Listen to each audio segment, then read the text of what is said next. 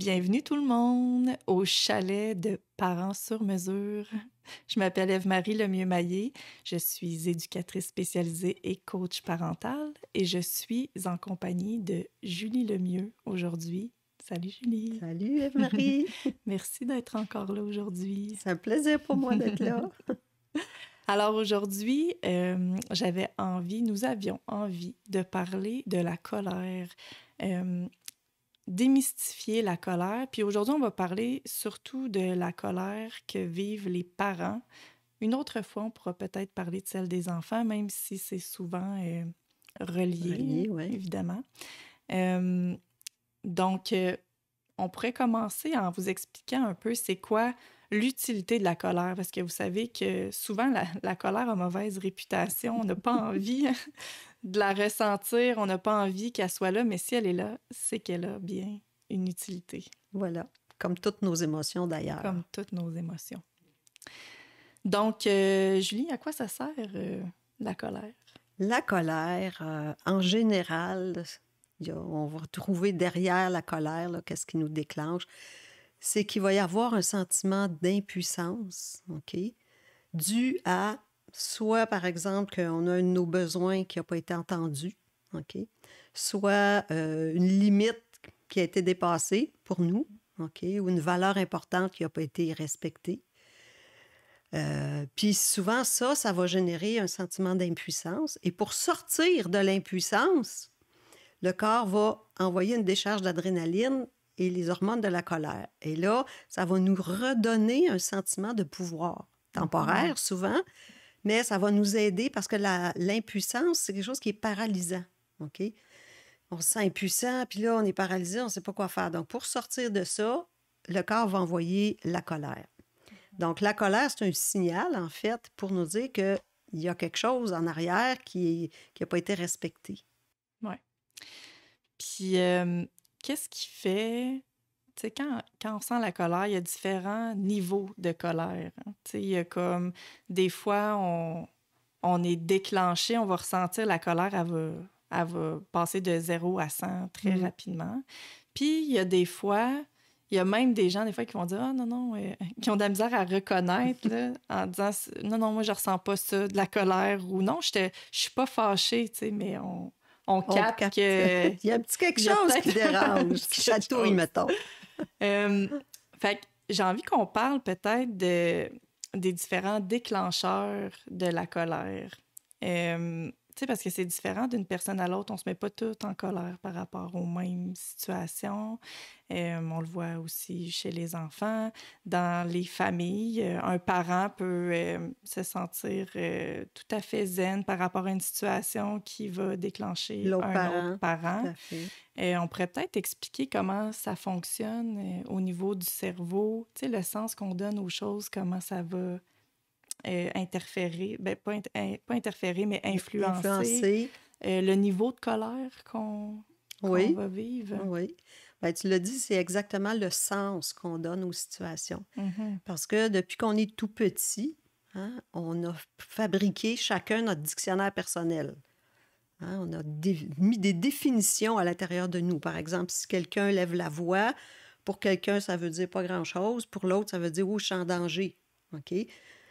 Si quelqu'un me regarde avec des yeux fâchés, c'est « Oh, il faut que je fasse attention. » Donc, on a chacun nos perceptions des choses. Fait que c'est ce qui fait que dans une situation, un va être déclenché, puis l'autre ne sera pas déclenché. Oui, puis je trouve que c'est important d'apprendre à se connaître par rapport à nos déclencheurs. Quand on se met en colère, premièrement, c'est qu'il y a quelque chose qui ne va pas. C'est une manière de se protéger. Ça veut dire il y a quelque chose qui se passe qu'on interprète comme étant un danger. Puis il y a des choses qui sont évidentes, c'est-à-dire, je ne sais pas, si je me fais attaquer, puis que là, je ressens de la colère, puis je veux me protéger, on dirait ça va de soi, tu sais, c'est comme... Puis dans ce temps-là, la colère, on l'accepte. On a plus de facilité. On dit, elle sert vraiment à quelque chose, tu sais. C'est ça. Mais des fois, c'est plus subtil, les petits déclencheurs, comme tu disais. Des fois, c'est un regard, une ambiance, une situation, quelque chose qui se passe. Fait que je trouve ça important d'apprendre à se connaître là-dedans, puis à voir, ben, c'est quoi les situations où est-ce que je suis déclenchée, ou c'est quoi les situations où je ressens la colère pour être capable de sortir de l'impuissance, puis être capable, au lieu de passer par la colère pour se protéger, ben, arriver à développer d'autres moyens qui sont plus confortables, qui nous font sentir en contrôle, mais parce qu'on l'est aussi. Pas juste, Oui, exactement. pas juste parce qu'on a un sentiment ou une impression, c'est que là, on le sait qu'une situation ou un élément vient nous déclencher, on sait à quoi ça réfère, puis pourquoi on se met dans cet état-là. Puis ça nous apaise quand on découvre ça.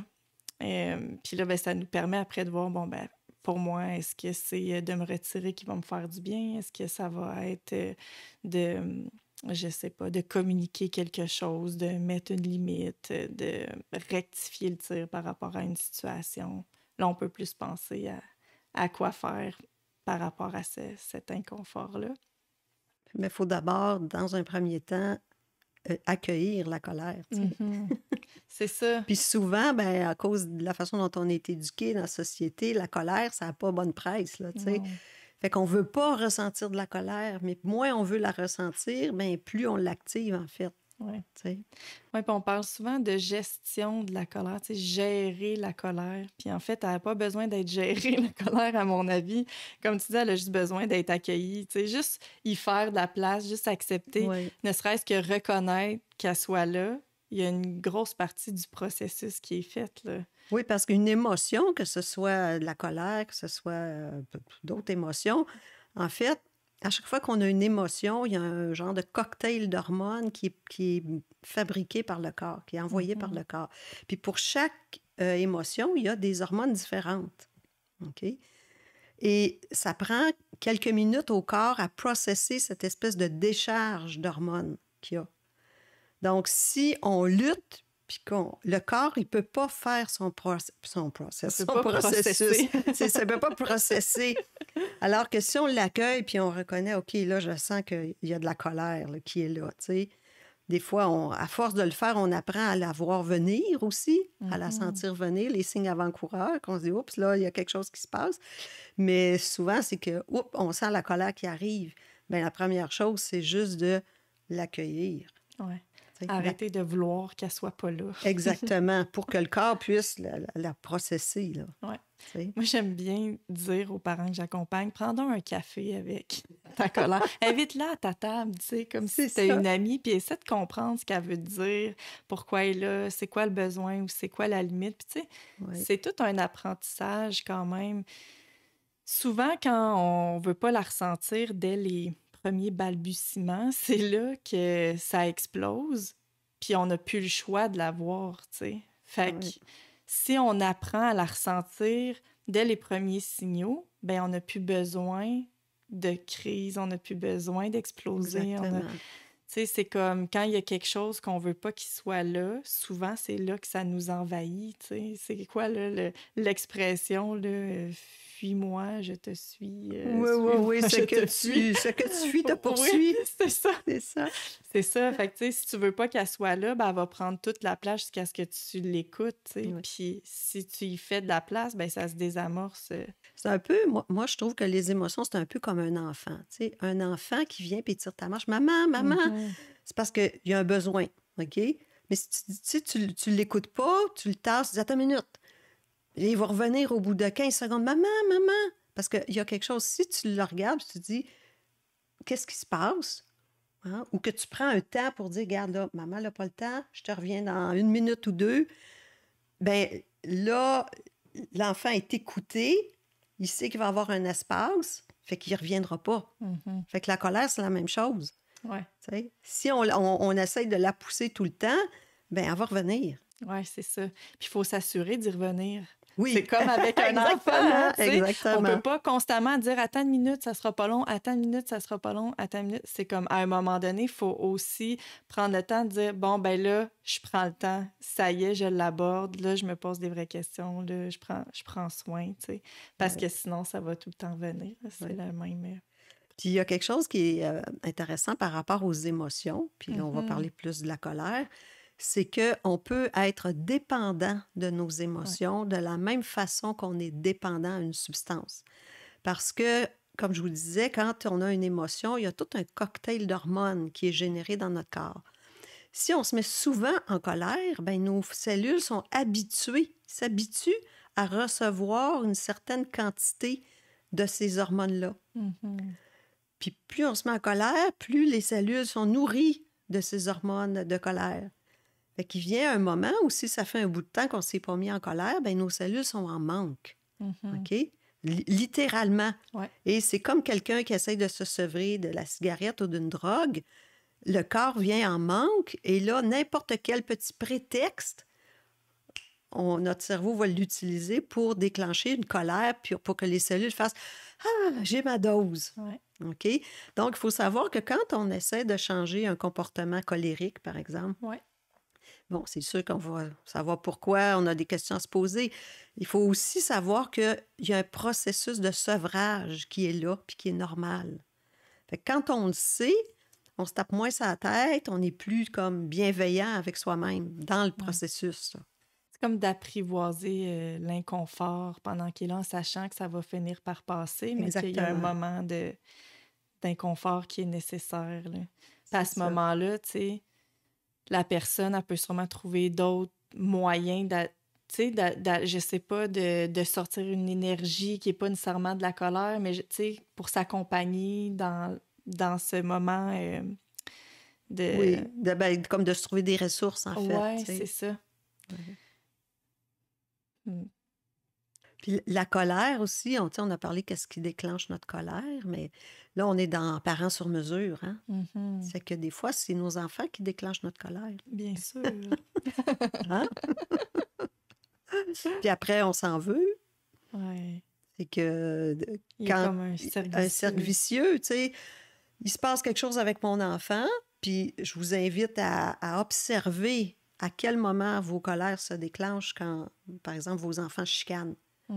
Puis à un moment donné, ça fait 10 fois qu'on le dit, puis à un moment donné, ça explose à l'intérieur de vous, tu sais.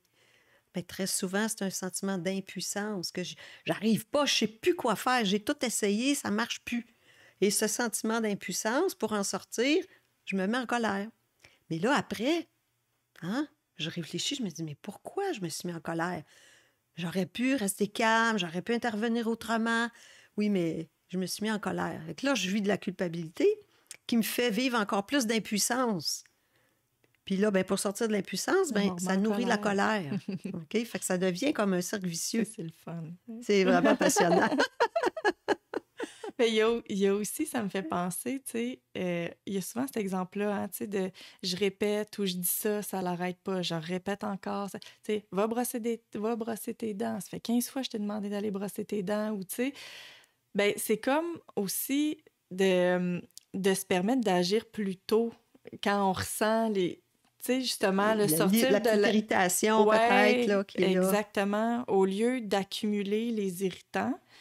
Parce que souvent, quand on veut pas ressentir la colère, là, on va repousser ces irritants-là ou les premiers signaux, alors que ce qu'on veut, c'est être à l'écoute le plus rapidement possible, tu sais, pour pouvoir agir là avant d'exploser. Exactement. Souvent, quand il y a des parents comme ça qui répètent, qui sont tannés, qui finissent par se fâcher, c'est qu'il aurait dû mettre une limite bien avant.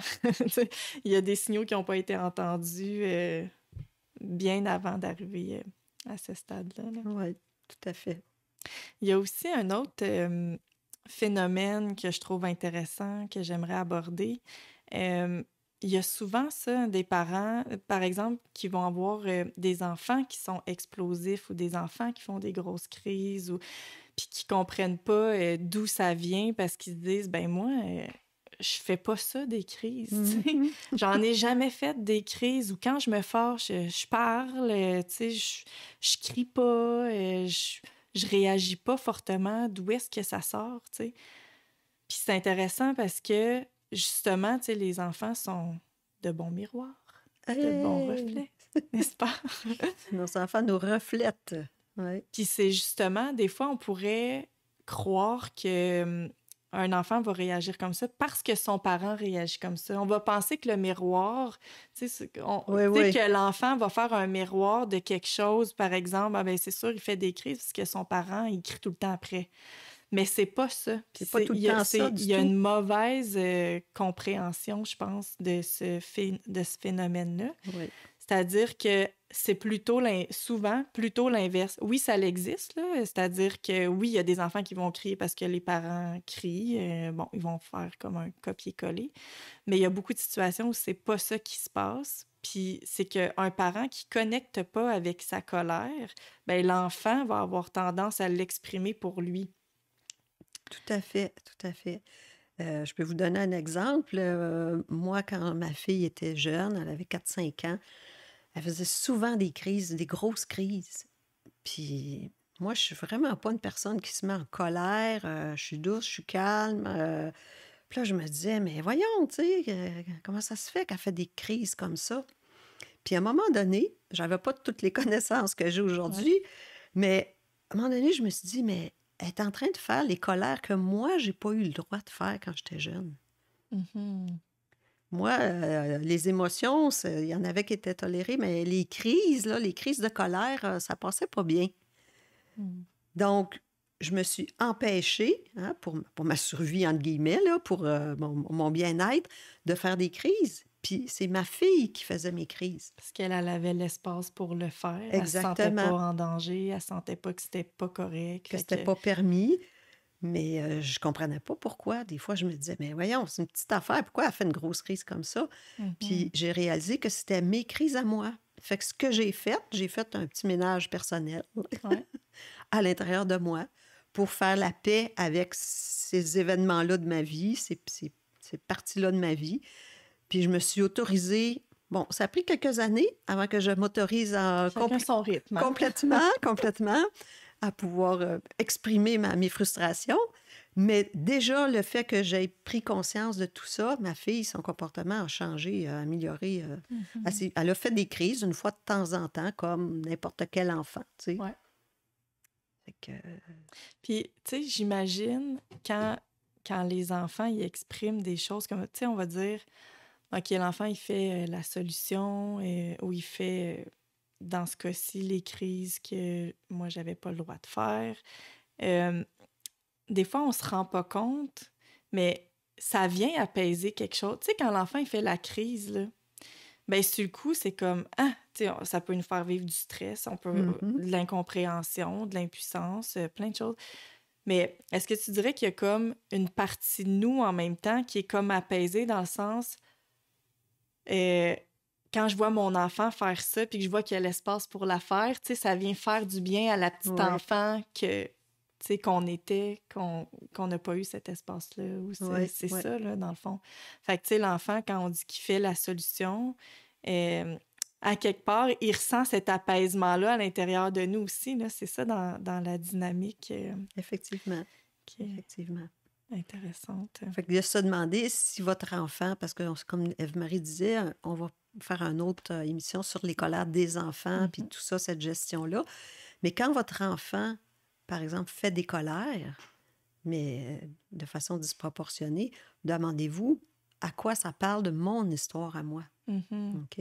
Ouais. Moi, des fois, je vais travailler avec les gens en leur posant ces questions-là pour qu'ils puissent trouver leur propre solution. Puis des fois, on va regarder aussi s'il n'y a pas eu une colère qui a été vécue par un des parents pendant la grossesse. Ça peut être des fois par rapport au médecin, à l'infirmière, tout ça. Fait que... Et la personne, elle comprend ça, elle fait ses prises de conscience, puis là, la colère de son enfant s'apaise. Mais oui. Moi aussi, je l'ai vécu, ça. Mon garçon, il faisait des grosses crises aussi dans sa petite enfance. Puis... Moi aussi, là, c'était comme « Ah, ça sort d'où? Moi, j'ai pas fait ça. J'ai pas un tempérament qui est colérique. » Puis quand j'ai trouvé c'était quoi la source de ma colère, là, j'ai connecté avec... Là, je l'ai ressenti. Puis d'ailleurs, on va pouvoir parler de comme la différence entre nourrir la colère versus la libérer, la colère, parce qu'on la vit aussi intensément, mais il y a comme une petite nuance quand même à apporter. Mais ça, c'est intéressant parce que là, c'est comme si on reprend notre responsabilité par rapport à nos émotions, tu sais, à notre émotion. Puis ça nous donne l'occasion d'aller la libérer après. Tu sais, des fois, c'est pas long, là. Des fois, c'est juste comme de le réaliser, c'est comme ah, ben oui, c'est ça, ça fait tellement de sens. On dirait que ça crée quasiment un soulagement Ouais. automatiquement, là. Puis des fois, on réalise que finalement, c'est pas mal plus gros qu'on pensait. Puis là, c'est comme, OK, je pense que je vais avoir besoin d'aller comme Évacuer. évacuer cette colère-là parce que Ouais. sinon, ça reste, tu sais, dans l'énergie, dans la famille, puis ça continue. Tu sais, si c'est pas un enfant, ça va être un autre, ça va être le conjoint. Bon. Ça reste dans notre système, puis l'enfant, ben, il continue de nous le refléter Mhm. tant qu'on n'est pas en paix avec ça. Ouais, ouais. Oui. J'ai hâte qu'on parle de celle des enfants Oui. parce que là, j'ai comme plein d'idées, puis je m'en irais là, mais j'irai pas. Euh, fait que parlons peut-être, c'est ça, de cette nuance-là quand vient le temps de libérer une colère, tu sais, la différence entre la nourrir versus l'évacuer, là. Euh, tu sais, quand on la ressent, déjà d'avoir l'intention de libérer la colère, je pense que ça fait une grosse différence, Oui. là.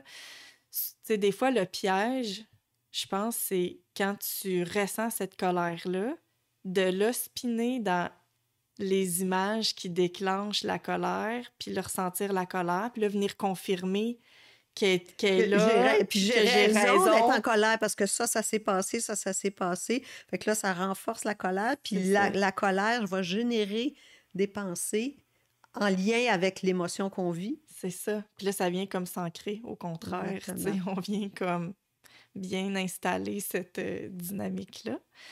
Euh, mais à l'inverse, tu sais, de, oui, se reconnecter à la charge de la colère, mais de se retirer, puis chaque personne a son ou ses moyens, hein. Tu sais, Oui. moi, j'ai accompagné des parents, des fois, euh, qui me disaient, ben là, c'est bien beau déchirer du papier, là, mais Ça marche pas. je me sens pas moins. Tu sais. Ou à l'inverse, moi, j'ai déjà essayé de crier dans un oreiller. Puis je pense qu'une fois, tu étais venue chez nous après, puis j'avais plus de voix. Oui, oui. Puis là, j'avais dit, j'ai crié dans un oreiller. Puis là, j'ai plus de voix, puis je suis encore fâchée, tu sais. C'est comme. Ça savais C'est pas. pas toujours la bonne façon. Non, c'est On ça. a Puis il y en a, chacun. au contraire, qui vont dire, ah, moi, je vais une couple de minutes dans mon char, je crie une bonne shot, puis je me sens Voilà. mieux après, tu sais. Non, il y en a qui Fait que vont dans le bois, ils prennent une branche, puis ils frappent sur des c'est roches, ça. puis ça leur fait du bien. Ils vont bûcher du bois. Ouais. C'est parce qu'en fait, la colère, c'est une énergie, hein? Mhm. Puis avec la décharge d'adrénaline qui accompagne la colère, on en a de l'énergie. Ben oui, Fait que cette énergie-là, il faut trouver notre façon de la processer. Tu sais? c'est ça. Fait que je pense que c'est important aussi de se donner le droit d'expérimenter différents moyens, tu sais, pour Ouais. voir. C'est tout un apprentissage, hein, quand même. Tu sais, Oui. de changer notre perception par rapport à la colère, de l'apprivoiser, d'y faire de la place, d'arrêter de culpabiliser quand on la ressent, tu sais, d'apprendre à l'apprivoiser dès les Puis à premiers la sentir signaux. venir, oui, Ouais, exactement. Ouais. pour après ça mettre des choses en place pour que ça puisse exister sans comme nous envahir, tu sais. Puis je pense que même quand on fait ce processus-là, tu sais, on n'est pas à l'abri d'être réenvahi ou redéclenché tout au long de notre vie, tu sais. Non, parce que le but, c'est pas d'éliminer la Non, colère, c'est ça. c'est de la comprendre. Puis, je veux dire, elle est utile, la colère, sinon elle n'existerait pas. Mais ouais. Hein? Elle est utile. Puis des fois, on peut en avoir besoin de cette énergie de colère. Fait qu'on veut pas l'éliminer. On veut mieux la gérer, la comprendre, puis l'utiliser quand c'est approprié. Mais oui. Alors qu'on l'utilise souvent quand c'est pas approprié Oui, c'est nécessairement. ça. Ouais. Puis, tu sais, de pas comme c'est pas grave si des fois on est envahi puis qu'on réagit ou qu'on trouve pas le chemin du premier coup. Tu sais, il y aura dans notre vie des nouveaux déclencheurs qu'on connaît pas. Tu sais, c'est comme, c'est un Oui. apprentissage. C'est quelque chose à cultiver, je pense. Puis plus on est proche de soi, plus on va le ressentir tout de suite. Tu sais. Oui, c'est ça. Comme je disais tout à l'heure, la colère, souvent, va être déclenchée par un sentiment, pour contrer un sentiment d'impuissance. Fait que si on apprend à reconnaître ce sentiment d'impuissance, puis à se dire, OK, mais qu'est-ce qu'il y a derrière? Est-ce que c'est un besoin que je n'ai pas exprimé? Est-ce que c'est une limite que je n'ai pas mise? Est-ce que c'est une valeur qui a été transgressée? Ouais. OK. Fait que déjà, on risque de ne pas se rendre à la colère parce qu'on a reconnu ce qui était avant. Oui. Puis tu parles d'émotions cachées. En tout cas, on a parlé beaucoup de l'impuissance, mais je pense, quand on parle de ça, on dirait que j'ai vu beaucoup de mamans. Puis j'aimerais ça qu'on parle aussi des papas, tu sais, ou des hommes. Ben, en fait, ça s'adresse à tout le monde en passant, mais c'est juste quand on regarde comment on est éduqué, socialisé dans notre culture, tu sais, on s'améliore, là, c'est de mieux en mieux, mais ça reste qu'il y a encore des choses à améliorer, puis il y a des émotions qui, tu sais, autant on dit, la colère, ça a une mauvaise réputation, mais ça reste que pendant longtemps, chez les hommes, c'était mieux que la tristesse ou la peur, par exemple. C'était plus acceptable. Fait qu'il y a aussi ça, des fois, ça cache autre chose. La colère est comme, si ça va passer mieux que si j'ai de la peine ou si j'ai peur ou si je vis du stress, parce que là, ça m'amène dans une zone de vulnérabilité qui n'est pas tout le temps bien acceptée. Fait qu'il y a ça aussi, tu sais, d'aller voir vraiment chacun pour soi, puis tu sais, ça pourrait être autant pour une femme, dans le sens que, dépendamment de dans quel contexte on a grandi, comment on a été éduqué, tu sais, si, je sais pas, moi, j'ai grandi, puis... ben, c'est mon cas, j'ai grandi avec 3 frères, par exemple, puis que, je sais pas, c'est pas vraiment le cas, mais ça l'aurait pu, que j'apprenne justement à avoir plus de torque, à me défendre, à être plus, à ce qu'on me voit quand je suis en colère, mais qu'à l'inverse, quand je suis dans ma sensibilité, ça passe inaperçu, ou que, ben là, ça se pourrait, tu sais. Moi, dans mon cas, c'était plus l'inverse, là, pleurer pour... pas être en colère parce que c'est plus accepté. Tu sais, il y a toute cette interaction-là entre les émotions, d'apprendre à se connaître puis de voir quand je vis l'émotion, est-ce que c'est la réelle émotion ou ça cache autre chose, ça en cache une autre, tu sais? On pourrait parler de toutes les émotions en long et en large, mais... Puis, la question à se poser, c'est à quoi elle est utile, ma colère? Qu'est-ce qu'elle vient faire pour moi? Parce que s'il y a une colère qui monte, c'est parce que notre cerveau, notre inconscient a décidé que c'était une solution à quelque chose qui est en train de se passer. Donc, elle est utile à quoi, comme tu dis? Est-ce qu'elle est utile à ne pas ressentir ma peur?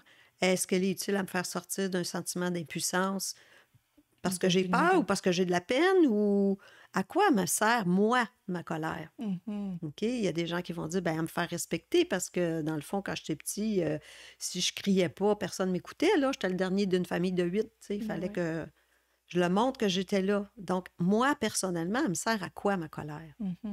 Ou à quoi elle m'a servi. Oui, à quoi elle m'a servi. Parce que des fois, c'est désuet, tu sais. Des fois, ça continue d'agir dans l'intention de, parce que ça a été utile dans le passé. Puis là, on réalise qu'aujourd'hui, ça ne sert plus. Puis... c'est ça. Ça nuit plus que d'autres choses parce que ça fait des relations pas le fun. Mais c'est sûr qu'à un moment donné, à quelque part, ça a été utile. Exactement. Sinon, ça ne serait pas là. Oui. Est-ce que on explique là, un peu comment on peut faire un petit processus? Oui. Quand vous ressentez une colère. Avec ça? Quand mettons là, vous ressentez de la colère. Là. Ça y est, la colère est là. Donc, la première chose à faire, c'est de la reconnaître puis de l'accueillir. OK? Juste, OK, je suis en colère. Ensuite, c'est peut-être de se poser la question, OK, je me sens en colère parce que quoi, là? Qu'est-ce qui s'est passé? Qu'est-ce qui a pesé sur mon bouton? OK? La question de être utile à quoi ou elle pourrait être utile à quoi, ma colère, en ce moment, s'il y en avait une utilité. Puis, on peut aller voir après ça, OK, c'est quoi l'émotion que je vis? C'est-tu de la peur qui a fait que j'ai été en colère ou c'est-tu une impuissance? Parce que très souvent, vous allez voir qu'il y a une impuissance qui est là, qui peut être causée par de la peur, qui me fait paralyser, qui peut être causé par de la peine. Là, je ne veux pas montrer ma peine. Là, je me sens impuissant à ça. Donc, donc aller voir qu'est-ce que j'aurais peut-être voulu faire ou voulu dire ou voulu exprimer, puis que je ne peux pas le faire. Je suis comme bloquée. OK? Ensuite, c'est prendre un temps pour laisser cette énergie-là se dissiper. Fait que comme on disait tantôt, des gens pour qui ça va être respirer, d'autres, ça va être crier dans l'oreiller, l'autre, ça va être juste de shaker un peu, de bouger. Hein? Je regarde mon petit-fils, lui, des fois, quand il est en colère, ben là, il faut que je bouge, tu sais. Puis là, ben, il va gigoter, il va sauter, il va tourner. Puis physiologiquement, ça va évacuer cette énergie-là. Puis ensuite, ben, c'est d'aller voir, OK, c'était quoi le besoin, là? Ou la limite qui n'a pas été respectée, OK, derrière. Puis ensuite, ben, qu'est-ce que je peux faire? C'est quoi l'action que je peux poser? Des fois, ça va être d'exprimer quelque chose, des fois, ça va être de faire quelque chose, puis des fois, ça se peut qu'il y ait comme rien à faire que de lâcher prise. Parce qu'il y a des situations où on ne peut rien faire. Ça peut arriver aussi. Ouais. Fait que là, on a le choix de rester en colère ou de lâcher prise. Tu sais. Puis je lisais une belle petite phrase hier, c'était « Accueillir l'impuissance, ça aide à transformer la colère en affirmation de soi. » Parce que c'est ça souvent qu'on tente de faire par la colère, hein? Oui. De prendre notre place, d'exprimer quelque chose qui nous a dérangés, mais on le fait d'une façon qu'en général est mal reçue. Oui. Oui, puis j'aurais envie d'ajouter, si on ne trouve pas tout de suite les réponses, parce que ça peut arriver des fois qu'on ne trouve pas tout de suite ou pas dans l'action, ou en tout cas, on peut se donner le droit de laisser ça se déposer puis y revenir un peu plus tard. Mais aussi, des fois, juste de se dire, bon, ben, considérant que je suis en colère en ce moment, comment je vais prendre soin de moi, ou qu'est-ce qui va me supporter en attendant que ça passe, tu sais. Oui. Puis moi, ça aussi, tu sais, me rappeler que les émotions passent, tu sais, c'est toujours la même courbe. Oui. Des fois, quand on est dans un pic d'émotions, on peut avoir comme l'impression que ça finira jamais, tu sais, puis ça peut être paniquant. Mais se rappeler que de toute façon, ça va passer à un moment donné. Oui. Mais ça aussi, c'est aidant, puis ça apaise. Puis se donner le droit comme... Moi, le mot « stop », je l'utilise souvent. Tu sais, c'est comme juste un arrêt avant de dire quoi que ce soit, avant de faire quoi que ce soit, juste comme s'arrêter. Un petit temps, là, ça n'a pas besoin d'être long, mais des fois, c'est dans cet espace-là qu'on retrouve comme... Du pouvoir. Du pouvoir, c'est ça. Exactement. Un espace où on pourra prendre des décisions, qu'on pourra faire quelque chose. Oui. Il y a un homme, Viktor Frankl, si vous ne connaissez pas, vous Je pouvez aller lire sur lui. Il disait, entre stimulus et réponse, il y a un espace. C'est-à-dire, entre ce qui pèse sur mon bouton puis ma réaction, il y a un espace entre les deux. Puis dans cet espace, c'est là qui est notre pouvoir de choisir notre réaction. Mm-hmm. Puis c'est avec ce pouvoir-là qu'on retrouve notre liberté, en fait. Exactement. Merci. J'y pensais, puis moi, là, je retiens pas les citations, puis les noms, puis les trucs, et que j'aime ça, que nos cerveaux soient comme connectés. Y avait-tu d'autres choses par rapport aux petits trucs qu'on voulait...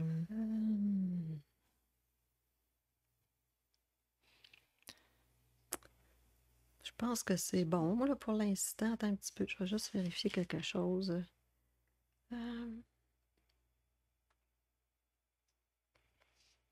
Je pense que par rapport à celle des parents, c'est pas mal. Oui, c'est bon. Fait que juste peut-être un petit rappel de quand votre enfant fait, par exemple, beaucoup de colère, des colères comme disproportionnées, ben c'est la même chose comme pour vous. Ça veut dire qu'il y a des besoins, il y a des choses derrière. Mais première chose à vous demander, si les choses, parce que des fois, on a répondu aux besoins, on a fait tout ce qu'on pouvait, puis ça perdure, ben demandez-vous, qu'est-ce que mon enfant me reflète de moi en faisant ces colères-là? Oui. Ben, merci beaucoup, Ève-Marie. Merci à toi, Julie. Puis la prochaine fois, ben, on va parler de la colère des enfants. Oui. Avec plein de petits trucs. Oui. À bientôt. Merci.